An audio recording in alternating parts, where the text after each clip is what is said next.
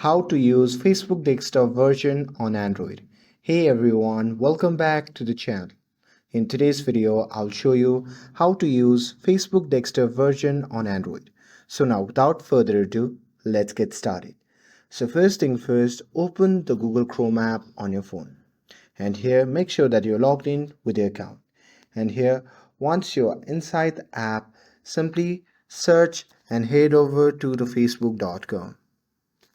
And here once you are inside the Facebook, make sure that you are logged in with a Facebook account too.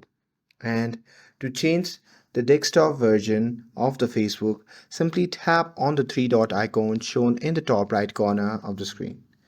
And from the drop down menu, simply tap on the option labeled as desktop site.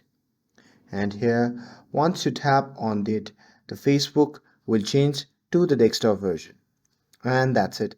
That's how you can change or use Facebook desktop version on Android.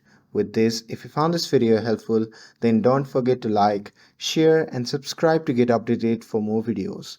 Thanks for watching and I'll see you in the next video.